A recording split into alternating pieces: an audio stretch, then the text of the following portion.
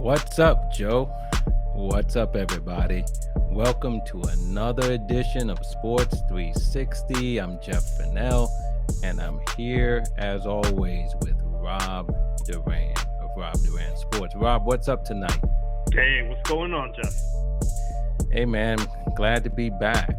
Glad to be back here talking sports. There's been so much stuff going on, man. A lot of it is has passed us by a little bit. But it's been a lot going on. NCAAs, right? We're now at the Final Four in the men's tournament. Women's tournament is moving along as well. Been a lot going on in the NFL. Quarterbacks on the move. NBA, we're about to hit the playoffs, so that's going to ramp up pretty soon. And of course, your game, the national pastime, baseball, opening day, April 7th. So it's coming. And so I know Yeah, you're excited about that. So it's a lot going on right absolutely. now. Yeah, man, sports is booming right now. This is the season where sports, it's like a little bit of everything. You have options, and it's a fun time to be a sports fan, man. Love it. Yeah, and I've moved down to Charlotte, North Carolina, and last Friday, my wife and I took in a Charlotte Hornets game. Nice. We went and they were playing the Utah Jazz. And I would just tell you, my wife does not watch sports really. If I'm watching a game and she might be reading or doing a puzzle or something, she might sit there while a game is on. If we have company and other people want to watch the game, she'll sit there, but she doesn't watch games, and she certainly doesn't go to games. I don't care what it is. Now, she's gone to baseball games. So we've gone to baseball games, but it's been more like a family type thing. This was just her and me and myself. You know what I mean? We went to the game. There was nobody else. And she even said later, she said, "Man, I didn't think I was going to enjoy it." Man, Rob, we come out of that. By the time we're in the third quarter, she's clapping, she's screaming, she tells me now she has to be a Hornets fan. Since we down here in Charlotte, now she's a Hornets fan, and they actually won the game. They beat Utah, and it was a good game, close game, and yeah. So now she's Miss Charlotte Hornets right now. Well, she picked a good young team. They got LaMelo Ball. They got a couple pieces there. It's a good team at least. Yeah, they are. They are. I mean, they are a good team. I mean, they're in that play-in, um, positioning right now. But yeah, they do have some pieces with Ball and with Miles Bridges, PJ Washington Jr., and even Terry Rozier, who's been playing well Yeah. for them too, former Boston Celtics player. So he's been playing well for them too. So yeah, they're I think they're pretty much they will be in the play-in. Just whether they'll be 7, 8, 9, or 10 remains to be seen. But Rob, I will tell you this: out west, to me, the story that is brewing is that Mhm. the Lakers, who Yeah. right now sit in the 10th spot out west, just a single game in front of San Antonio, and I don't care. It's not such a great prediction or anything else, but I'm going to say it anyway. The Lakers aren't even making the play-in. They're going home, and they need to go home. Anthony Davis might as well not even come back. I haven't seen. Look, I don't know what goes on with Anthony Davis. All I know is this: when he gets hurt, whatever the expected time period for him to be out, they give like a range for 2 to 4 weeks, 4 to 6 weeks, 6 to 8. He's always going to take the outer range plus another 2, 3 weeks. Yep. But Never I don't fails. think they're going to make the playoffs, Rob. I have to agree with you there, man. I think the Lakers are in a world of trouble. They just blew a lead. I think they were up by 23, 24 points against the Pelicans in their last game. Blew that lead. LeBron got hurt on top of that. And, he did play the game, had a great game, which is customary of what you see from LeBron James. He's going to drop his 30 plus. He's going to almost get triple doubles or get them. But listen, this roster is not built to help LeBron James. He's doing what he has to do. He's getting his stats, but they just don't have enough to make moves, to win games, to close out games. They're cooked, man. They are done. Yeah, they have 8 games left, Rob. Let's go through them one by one. So, as we sit here on Monday, March 28th, they have 8 games remaining. Starting tomorrow night against the Mavericks in Dallas. That's a loss. Then they go to the Utah Jazz on Thursday night. That's another L. Another loss. And then we go to April. They go home and they play the Pelicans. That's on April 1st. That's 50-50. Yeah, if they don't blow another lead. Yeah, I'll give them that, but nothing's a given with this team. Exactly. Then they stay at home and they play the Denver Nuggets. That's not happening. Then after the Nuggets, they go on the road and they play the Phoenix Suns. Nope. That's a loss. They stay on the road and they go and they play the Golden State Warriors. That's a loss. Give them. Yep, that's another one. And then they come home to play the Thunder. I'll give them that one. And then they end the season on the road, Mile High, playing the Denver Nuggets. And that's probably another loss.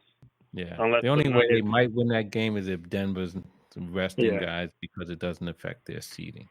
And this is assuming LeBron plays all those games. Right. But who knows how long he'll be out, if he'll be out with the whole ankle injury. So, yeah, they're done, man. How many games, Rob, have the Lakers won when LeBron had to be superhuman? 50 plus. That's how they win. Yeah. I mean, he has to do everything for this team. And even when they win, they're barely squeaking by. And so I just look at these last 8 games. And yeah, could they beat the Warriors? Yes, they beat the Warriors before, but LeBron put up a 50-piece in order for that to happen. You know what I mean? And maybe Anthony Davis comes back. You know, they're saying he's practicing now. He went through his first full practice. Okay, maybe he comes back. Because I do believe this, Rob. If Anthony Davis was healthy all year and LeBron is healthy all year, I think the Lakers are definitely a playoff team. Oh, for sure. I definitely agree there. Because those are two guys who complement each other really well.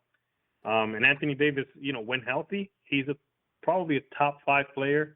You can argue maybe top 3, top 4. So, yeah, if they were both healthy, if they maintained health throughout the season, we wouldn't even be talking play-in, I think. They'd be a legitimate just in the playoffs. Yeah, I think so too. But, with the injuries to AD, the injuries to LeBron, and like you said, LeBron's hurt right now, has a bad ankle. He's doubtful for tomorrow night's game against the Mavericks. And so the hits just keep on coming for the Lakers. And I think time is running out. And let's say they do make it. Is anyone under any illusions that it matters? Yeah. Let's say they get into the play-in tournament, right? If they do get into the play-in tournament, are they going to do anything? I mean, right now it's Minnesota, the Clippers, the Pelicans, and the Lakers are in the play-in. I mean, and even if they get out, what are they going to do? They're going to beat Phoenix? Come on, man. They're going to beat Memphis? I mean, what are we talking about here? So, to me, it's a foregone conclusion. So, I would just say LeBron just needs to go fishing now. Before we get to the playoffs, and Kenny and Charles and Shaq got to, put out the gone fishing sign and everything. They need to just go fishing right now. Get a jump on it and leave everybody alone. They have stunk up the joint more than enough this year. The Lakers just need to go home, and I hope they do. Sorry, Yeah. LeBron. I want to see some good basketball. Yeah, listen, LeBron did everything he could. 37 years old, it was his 19th year. He can't do any more than what he's done, basically. He's not going to drop 80 a night and hope that his guys drop 20, 25. It just can't happen. No, that's right. That's right. So, and right now Phoenix is healthy again. Chris Paul is back. Memphis is still playing well. I think Golden State's going to start to hit its stride a little bit as, Draymond gets his legs under him. So, those teams are ready to hopefully make some noise. And then out east, man, Boston and Miami are tied for the number 1 seed with, Boston actually in front. I think they've beat Miami twice. And then Milwaukee and Philadelphia are only a half game back, both of them. And I tell you, out of those 4 teams, Milwaukee is going under the radar, bro. No one is really paying attention to them. Boston's been hot, so they've won 24 out of the last 28 games. I mean, that's like Wow. red hot. Miami was really coasting along, and then they've started to hit the skids. The Knicks beat them. The Nets beat them. They've lost like 3. They're 4-6 in their last 10. Philadelphia's been a little up and down since the Harden acquisition. And Milwaukee, no one's talking about Milwaukee, bro. And I think Milwaukee's kind of just hanging back. And I think they're ready to do some more damage this year in the playoffs. Yeah, and I think to their benefit, no one's talking about them because, like you said, I think once the playoffs come around, Giannis and the crew are going to flip the switch and just go off. And they're going to be a dangerous team against anybody they face because they're a matchup problem for pretty much every team, maybe in the NBA. So that'll be something to watch out for once the playoffs hit. As far as the Sixers, I'm concerned about them.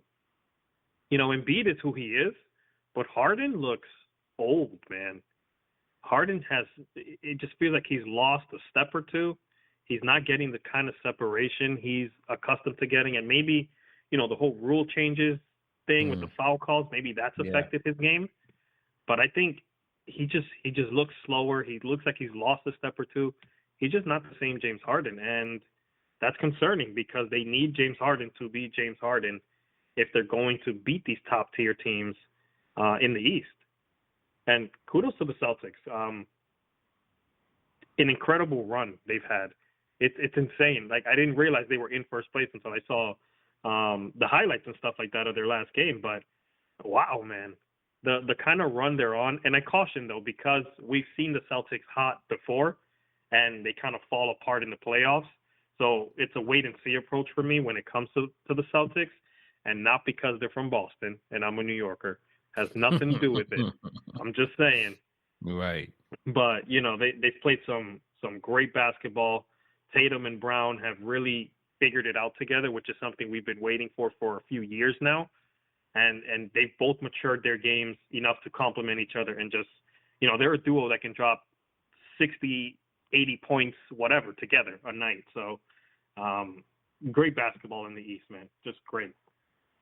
Yeah, and picking up on your last point, Boston has been red hot, as we said. But Robert Williams, their center, just went down with a torn meniscus. He's going to be out for a few weeks. That's what they're saying anyway. And who knows how he's going to be when he returns, if he returns. And that's a big blow for them. The rebounding, the defense, the energy that he brings. So, and the big part of the Celtics turnaround has been their defensive play. And so for Robert Williams to go down, that's a big blow for them right now. And so we'll see how they weather that storm. As far as Harden, I agree with you. Harden, you said, Harden needs to go back and we need to see the old James Harden. Let me tell you, I think that James Harden is gone. We're not going to Mm. see that James Harden anymore. I believe that James Harden is on the other side of his career. He's never been a guy who seems to me to really keep himself in tip-top shape. You know what I mean?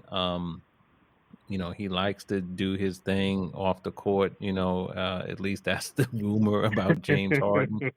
And I just think that the combination of him getting older, having a lot of miles on his wheels, and then the psychological pressure of a guy who, quite frankly, has never really come through in the postseason.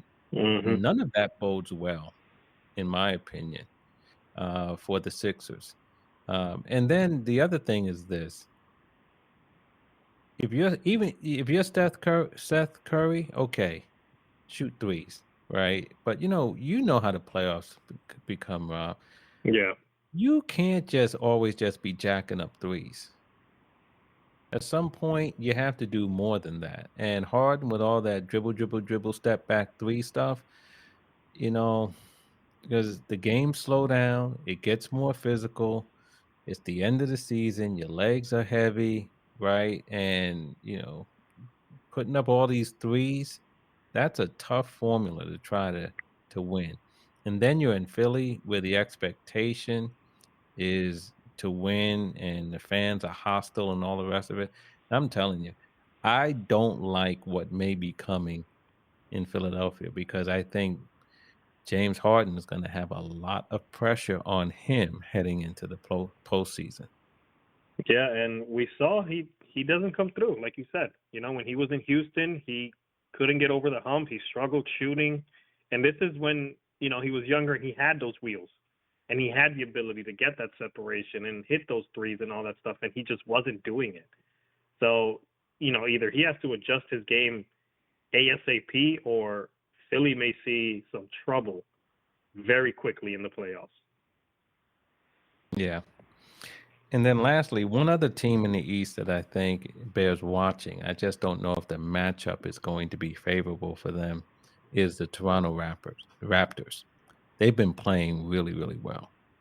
Um, they were a team that was hovering around in the play-in bracket, and now they're in the sixth spot. Um, you know, they only have a game lead over Cleveland, and Cleveland has fallen. But Toronto has really been playing well. But if they get a first round matchup against Milwaukee, I don't know about that. But if they get a Hmm, first round matchup against Philly, that's hmm, a tough one. you Yep. know, Miami, you know what I mean? Even Boston. Yeah. So I think of the top four teams, the one they would want to avoid is Milwaukee. But I think there's a lot of teams at the top of the division or near the top of the conference that really do not, they'd rather not face the Toronto Raptors in the first round of the playoffs.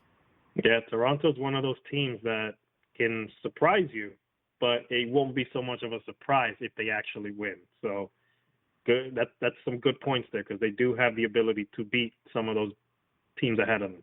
hmm And then the Brooklyn Nets. I just want to talk about them in connection with the rule change in New York concerning the vaccine mandate.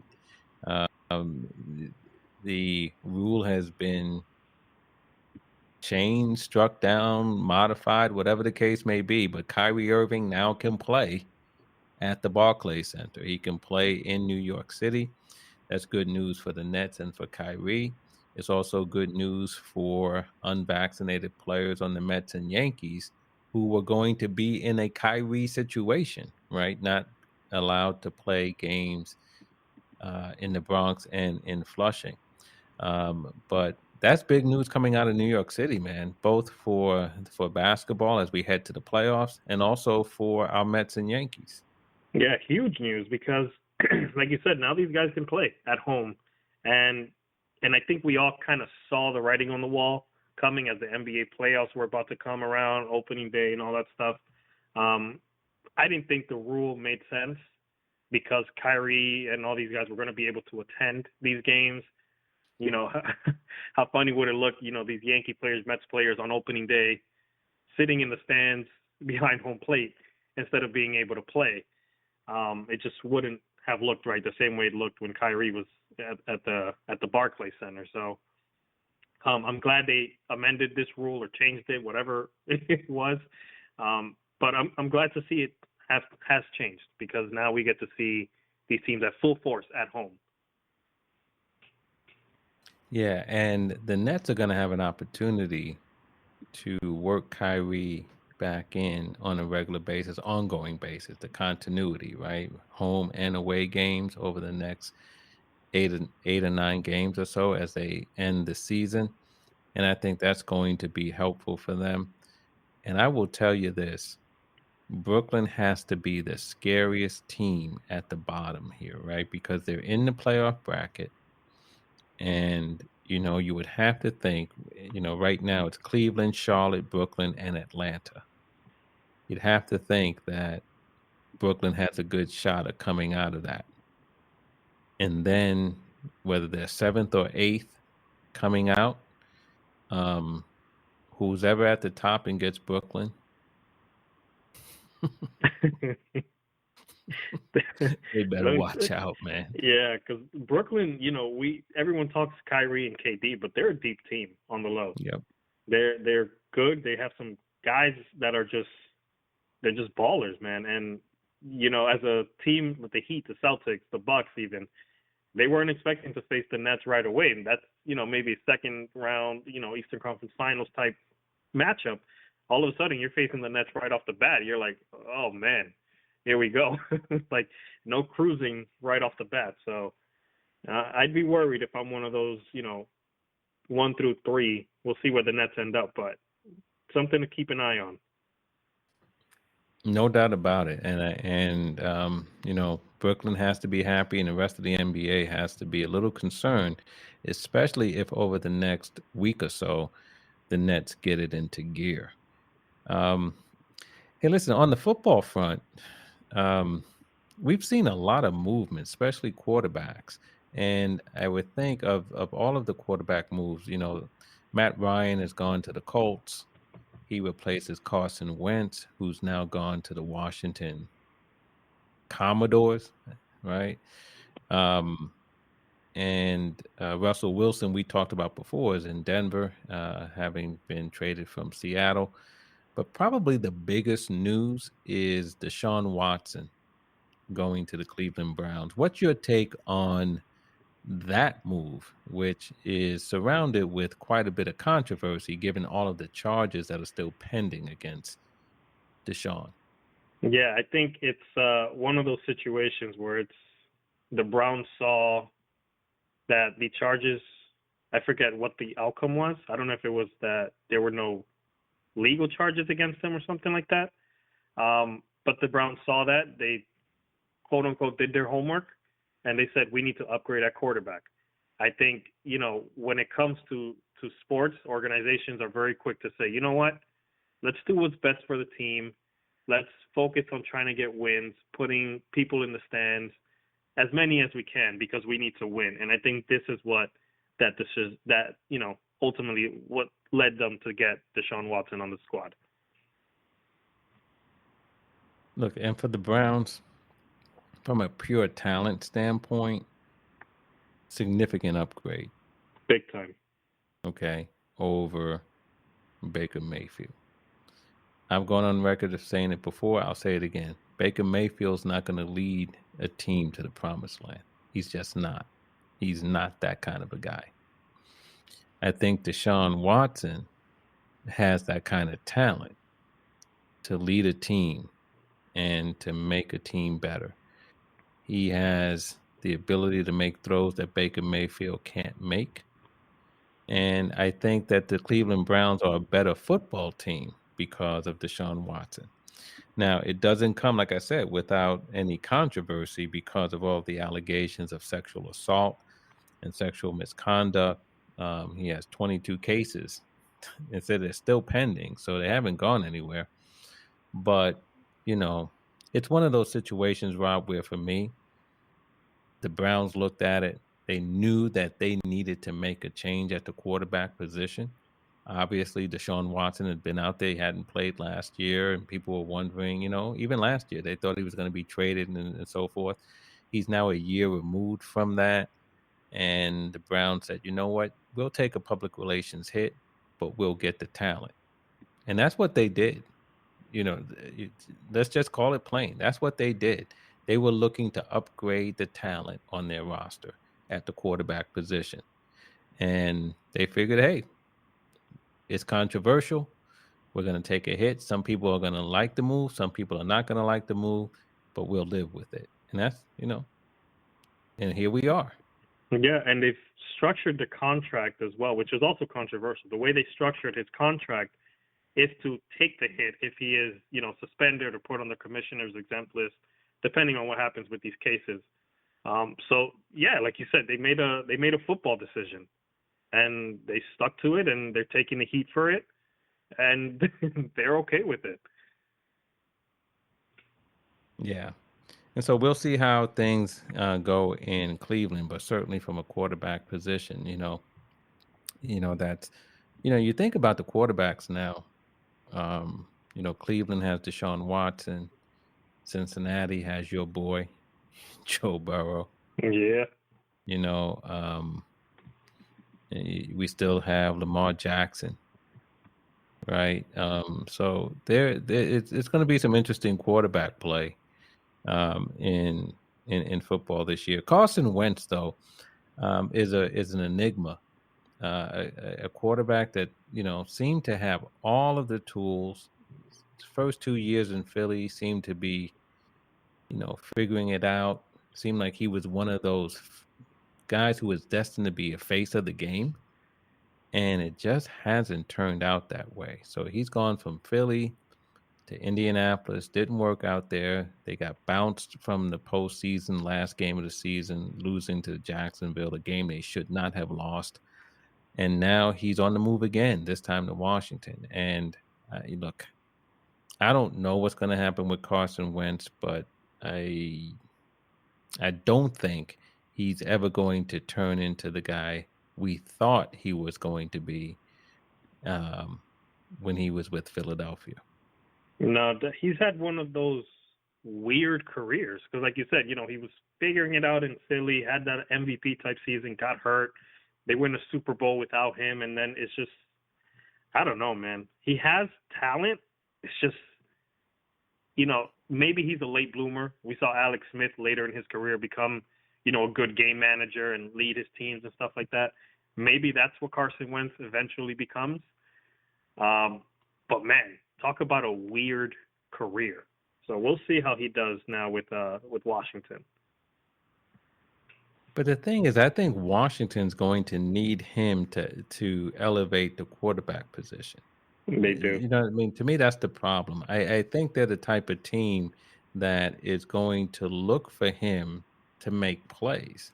And one of the things he's shown, even when he was with Philly, part of his downfall was that the bad decision making, the turnovers, and those type of things didn't get cured in Indianapolis.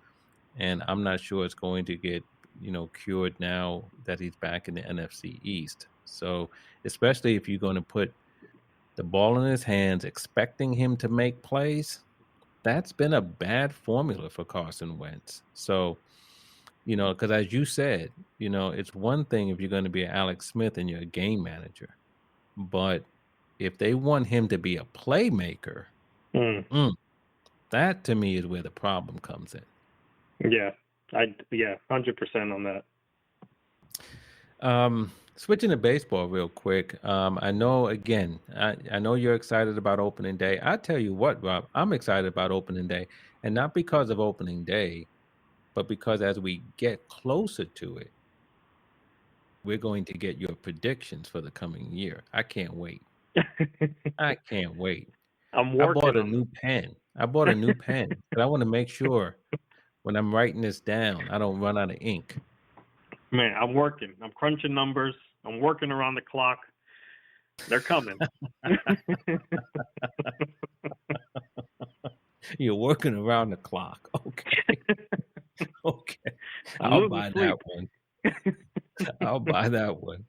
But I can't wait for your prediction. So we're a couple of weeks away from that. Um, in fact, quite frankly, I think you got to give us your predictions next week. Oh, they'll be ready. Okay. So You'll next get them. week we'll get the 2022 Rob Duran MLB predictions. That whole show is going to be you and your MLB predictions. The spotlight will be on you, I'm ready. and Ready to roll. we'll get all the predictions from you on the coming season. But one of the things, though, Rob, that um, a story that broke today was Albert Pujols signing with the St. Louis Cardinals. So he's going to end his career where it began with the St. Louis Cardinals. And this is another situation where we see the universal DH, where now the National League also has the DH. We now seeing that, creating another job for a veteran hitter, right? Nelson Cruz, we talked about before, Kyle Schwarber, who can play a little, left field and also first base, but he's going to probably spend a lot of time at DH for the Phillies.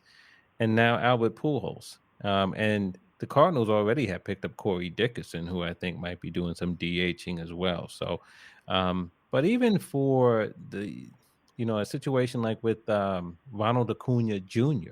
with the Braves, as Yeah. he continues to rehab from his knee injury, he's going to be in the lineup as a DH. And so with the Pujols signing and with some of these other signings and with Acuna Jr. being able to recover, but perhaps not ready to play the field yet, but he can still be in the lineup as a DH. And so, the DH is going to be a difference maker in the NL if teams can find the right player or players to be DHs as the season goes on. Yeah, the universal DH opened up a ton of jobs on the National League side because, we see players like the Pujols, Nelson Cruz, traditionally stay in the AL for that reason. They can't play the field like that. You see David Ortiz, his whole career in the AL. So this kind of stuff now opens up the opportunities for a lot of teams to sign these, maybe they're just situational power hitters, but can't play the field. They have that option now. Or, even Pujols, if there's no universal DH, he doesn't have his swan song with the team he started out with. So I'm happy to see it. Hopefully Pujols reaches the 700. I believe he's 21 home runs away. I think he'll do it, Jeff. I think he's going to do it. I think he'll end with, I'll give you a prediction. He's going to end with 23 home runs this season. And he'll get to 700. That's my first prediction right there. Okay. And I believe you now because earlier you had said to me he needed 21 home runs and I said no way. I said no way he's going to make it. And then you looked up his stats from last year and we saw that he had 17 home runs. I would have never guessed he had 17 home runs last year.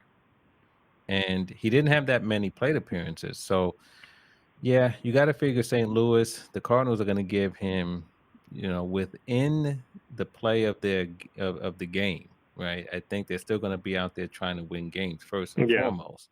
But if they're competing or if they fall out of contention, you have to believe they're going to give Pujols as many opportunities as possible, especially if he's close. They're going to give him as many opportunities as possible as the season draws to a close to get to the 21, to get to 700, because obviously that would be a big story, not only in St. Louis but across baseball. Yeah, I think he'll do it. And he's a good guy. He's always been, one of those guys that players look up to, clubhouse leader, and just a good dude all around, it seems like. So hopefully he gets there. And it's nice. It's a nice story that he's able to do it in St. Louis and, retire with Yadier Molina, who they've been together forever. And it's just a great story. So something positive to look forward to throughout the baseball season as well here.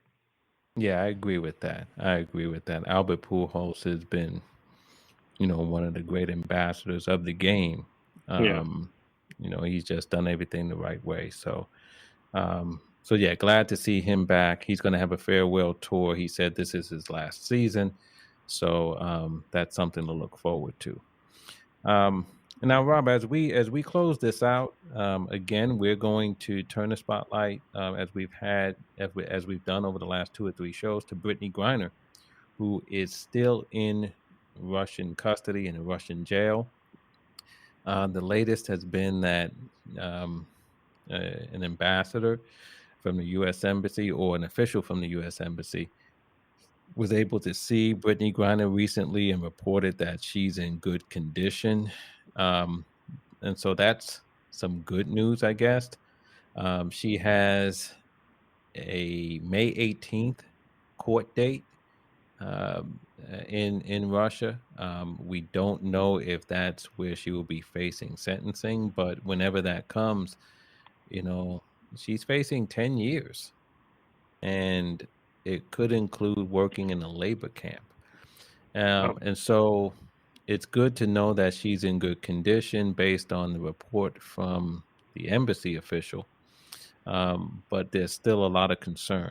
And this is coming at a time when the war is escalating between Russia and Ukraine, where the rhetoric is hot coming from the Oval Office. Joe Biden has said some very, you know, provocative things and made some strong statements against Vladimir Putin.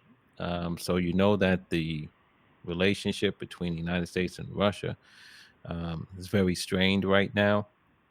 And there's a report out there, Rob, that WNBA players and perhaps others are told to keep it down, to not talk that much about Brittany Griner, to not say her name, to not, start social media campaigns, free Brittany or anything like that, because of the fear that the Russian government will use that, saying, oh, that, okay, this is something that really matters to folk in the United States, and then use Brittany as a pawn.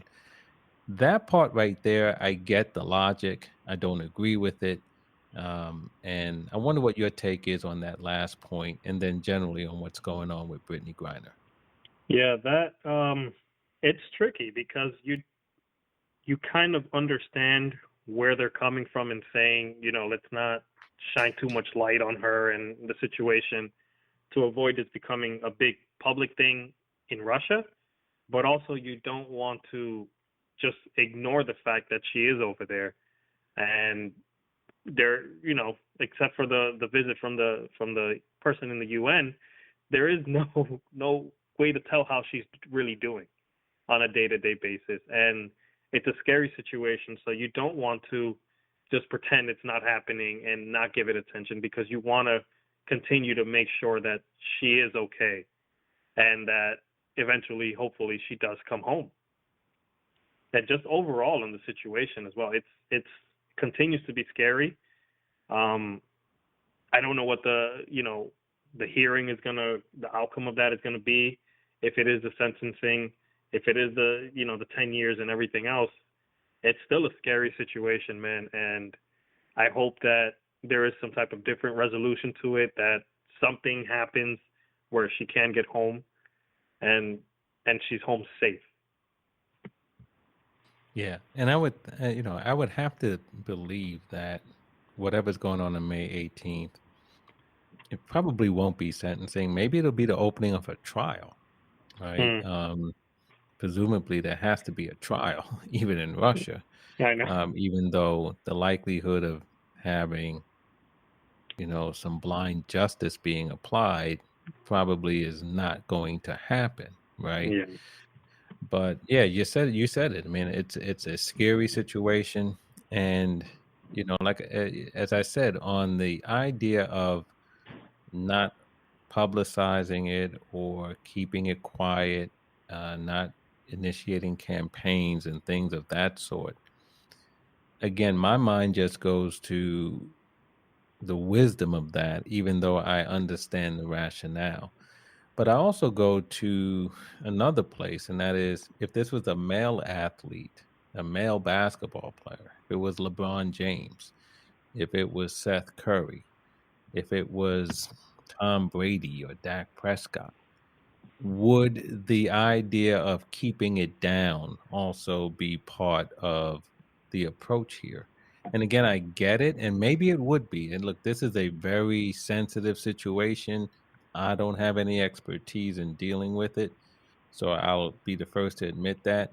But I just wonder, if it was a prominent male athlete, would we be saying the same thing? Because we live in a society here in the United States where women and women athletics always gets pushed over into a corner. Mm, And so for me, I just look at this and I say, wait a minute, here we are, we don't have a big platform, but we're saying, and we said this 2 weeks ago, we're not going to let this fade away.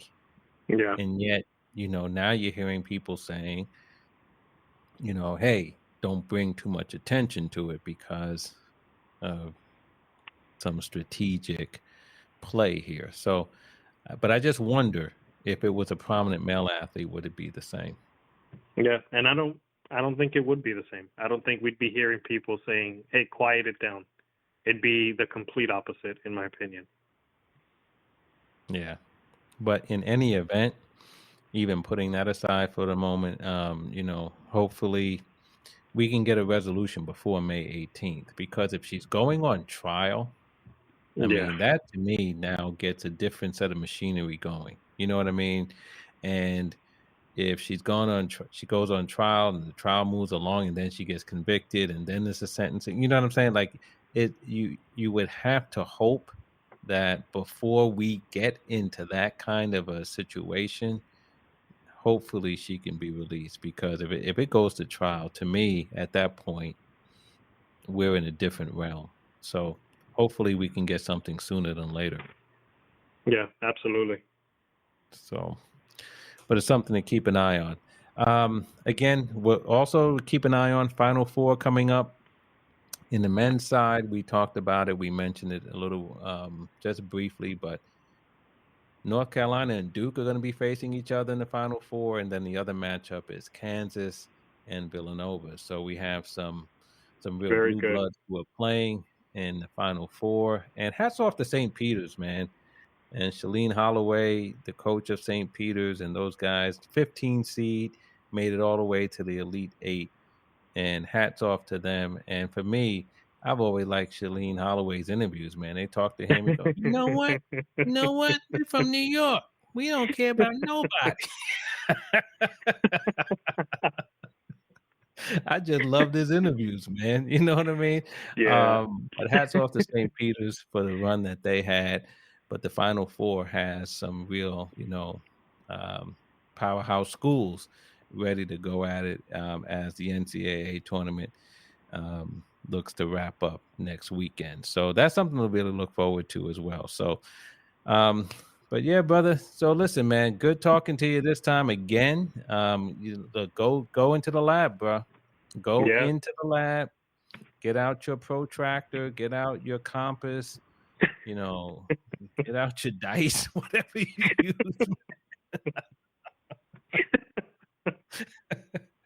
Because you have to come through, because next week you are front and center I'm with bringing your it. MLB predictions. Okay, listen. Crunching numbers, working around the clock. That's me. Okay. All right. And I'm writing it all down, bro. But look forward to that.